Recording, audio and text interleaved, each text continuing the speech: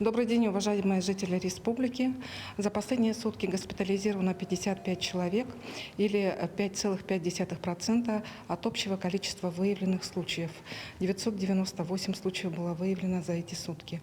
Из них 20,4% в городе Якутске, в районах республики 79,6%.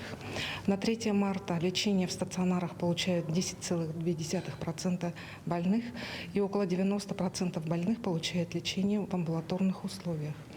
За сутки выздоровело 168 человек.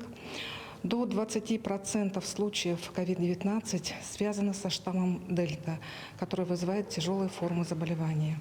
Все случаи заболевания зарегистрированы тяжелые не у вакцинированных пациентов. Что касается вакцинации, первым компонентом привиты 597 788 человек. Это составляет 83,4% от взрослого населения республики.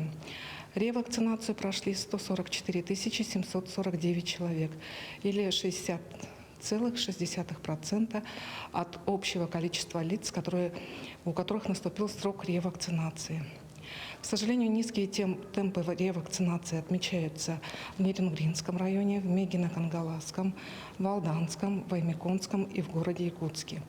Уважаемые жители республики, напоминаю, что необходимо в срок пройти повторную вакцинацию для создания устойчивого иммунитета.